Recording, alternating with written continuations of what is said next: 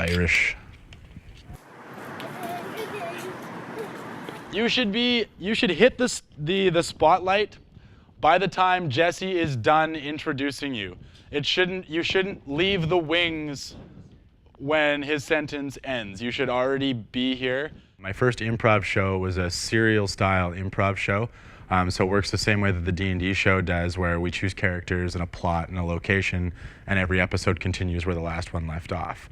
And a large core of the cast from that Fringe show, we all played D&D together. One time we're sitting around the D&D table, and we'd kind of been talking about planning for next Fringe, and we all just kind of came to the conclusion at the same time, is like, this would be the perfect format for a storyline and as a genre to set our serial style story within. And then that was kind of how it was born.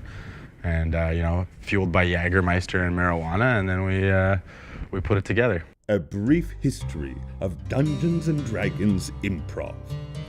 Long ago in the year 2002, a band of lonely amateur improvisers introduced a new improv format to the famed Winnipeg Fringe Festival. A serial, they called it, where audience members would be told one epic improvised story over the course of 10 shows. They were known as the Red River Serial. In 2006, after years of different themes and varying levels of success, one idea would define them all and change the show forever. For in the year 2006, they became DnD Improv. Yet after the first year as D&D Improv, dark days fell upon the cast, for in the year 2007, there was no show. And later in 2008, they were cast aside by a cruel fringe lottery. But in 2009, when all looked lost, they returned to the fabled Winnipeg Fringe. And in 2010, D&D hit that greatest of heights, best of fest. It is here that the cast members finally knew they had cemented themselves in Winnipeg Fringe history. His lights are getting brighter with every shot of Jameson's I take.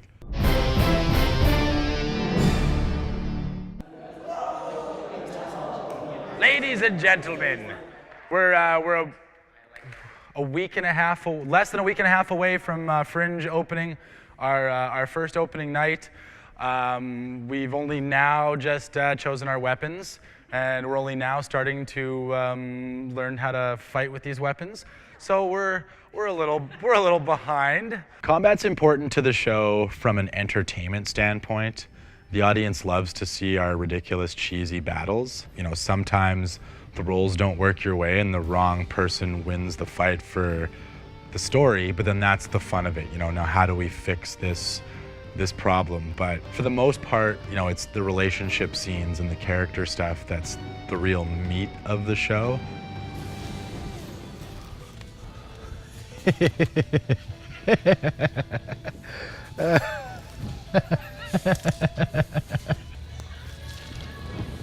14 bucks for 400 gold pieces, or $8 for 144. Well, the 400 is a better deal, right? This one here, I've got this one. It's got the glittery stuff on it. And then this one has ears and yeah. No, these aren't gonna work, but thank you. Okay. I think we're good to go. Okay, thank you. You're welcome. This year our prop building was behind. We didn't start prop building until 5 days before the show started.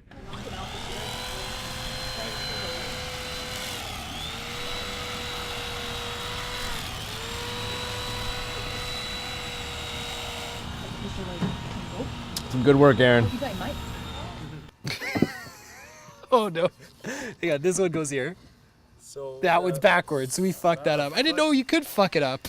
Prop building is usually a shit show. We don't know how to use tools properly. We don't know how to build stuff properly, except for Aaron Murky, who does that professionally. This is a beholder. His eyes don't work well. His eyes might work now. Some of our stuff has turned out great. Some of our stuff has turned out terrible. and we still managed to use the terrible stuff nonetheless. Because again, the audience, there's an appreciation for, you know, the campiness and the cheesiness of some of the stuff that we make. Oh, hi, welcome to this week's episode of Talkin' Hanks. What's going on this week, you guys? Not a whole lot. Here's something fun. There's 2 dudes in my apartment right now videotaping me, and it's weird. But it's like cool because like I know that they're here, so that's fine. I'll tell you more about it later. It was always like, I don't want to use the word celebrity, but they're kind of like local Winnipeg celebrities. Their world is just so huge and their stories are so amazing and the way they tell them is so amazing. And to me, it was that they were always like the coolest kids at the improv party.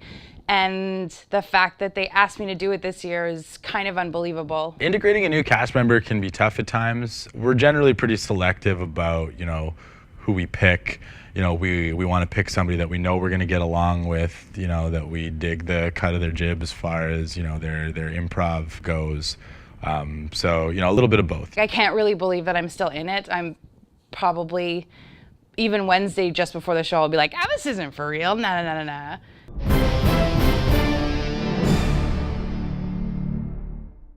Oh, God.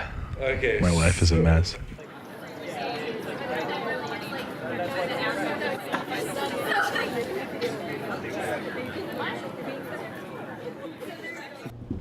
Time to set up.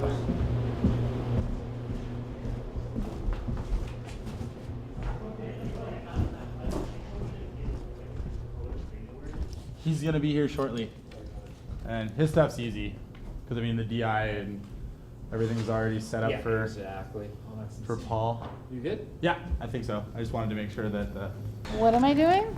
Folding programs that should have been printed and done days ago. But that's okay, because that's how we roll.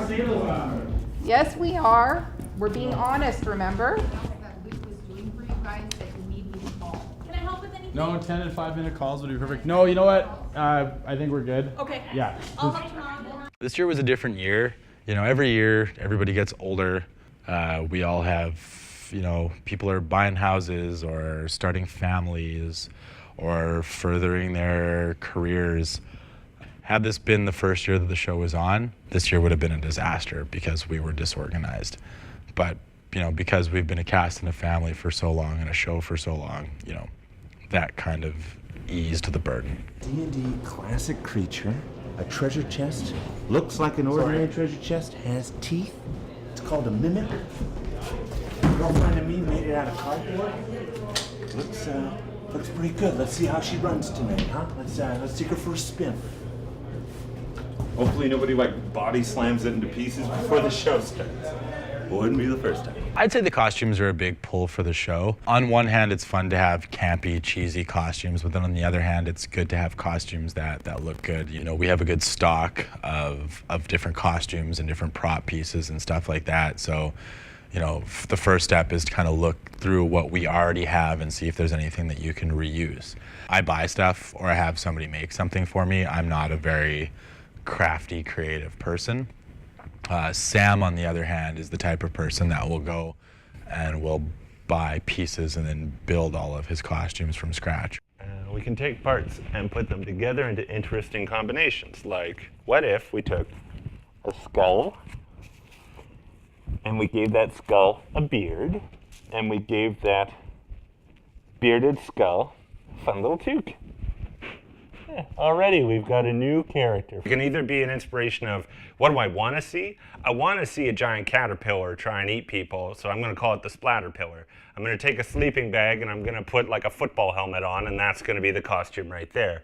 A lot of the time I try and look at an idea. I might draw something out on paper and then spend a little time thinking about the mechanics of how it will actually be. So I'll bet something like a house coat. Big, simple, and it's a lot of material. I get like the largest size I can, like extra large, because now I can spend time, I can actually I don't have a sewing machine, I just know how to sew by hand pretty poorly, and I'm just very determined. Some people have a drive inside of what they want to see on the stage, and then other people take what's already there and they try and build something that they can work with.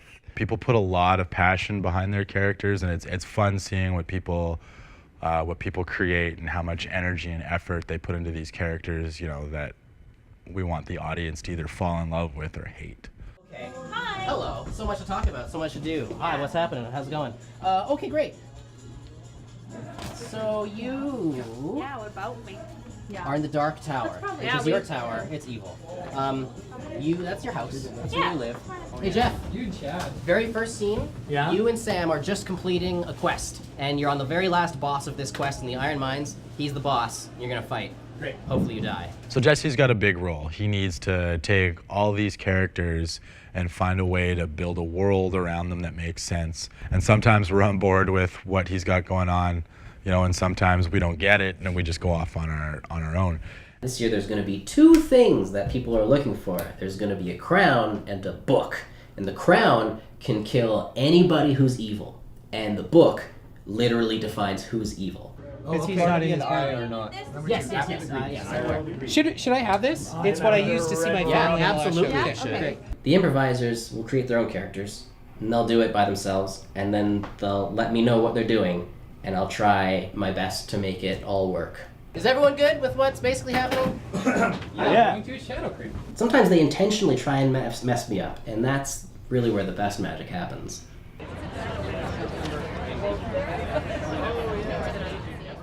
The fans are one of the most important part of the show. We've been blessed with this great audience that lines up hours before the show starts. You know, we often sell out shows. You know, our tickets are hard to get, and that's because of the fans and just the joy and the passion that they put behind coming and watching it. You know, makes it that much more worth it for us to put on a show. Which, gotta have a lightsaber, right? At least one, if you're gonna have a Star Wars collection. Growing up, I had always lived in Niverville with my mom, so I wouldn't see him very much, but Fringe, the 2 weeks was always like so special because like it was the one time I'd come and hang out with him for like 2 weeks straight and we'd do it together. And I think that's also a reason that like D&D has been such a fun, important part in our lives, because before I moved in with him, it'd be like our time to hang out and like have fun. I'll continue doing this show until the audience stops caring. And so for me, it's them and everything that they do. Opening night is like a first date. It really sets the tone for what the relationship is gonna be like. And hopefully after that first date, you get 9 more right after in consecutive days. Well, ladies and gentlemen, this is it. We got cheat out. The culmination of our late night postering, should go in the middle. Last minute prop building, and all of our rehearsals. All three of them. All three of them lead up to this moment right here. Everybody have a great show. Yeah. And let's put some hands in the middle. Let's kill Toby, Robin, Katie, and Carl. I have a favor to ask of everybody. And for the hot 30s, when Jesse calls me out on stage, everybody boo me from. Sure. Yeah. I want to see if we can get the audience to boo me. Who's got the crown? Anybody? Everybody find the crown! No, nobody has it.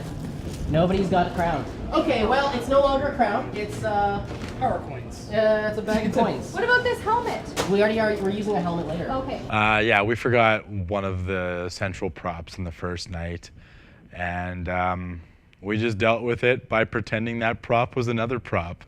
And, you know, you just say that to the audience, and well, that's really all you can do. Welcome everyone to the DnD Improv Show! Oh, it's gonna be such a great ride. I'm so excited to just get going. Oh my goodness gracious. First off, quick question. Does anyone have a crown on them? The success of this show perplexes me every year. I never would have thought a show like this would have drawn such a big audience, but we've clearly found a niche market of people that want to see nerdy entertainment, and it's awesome.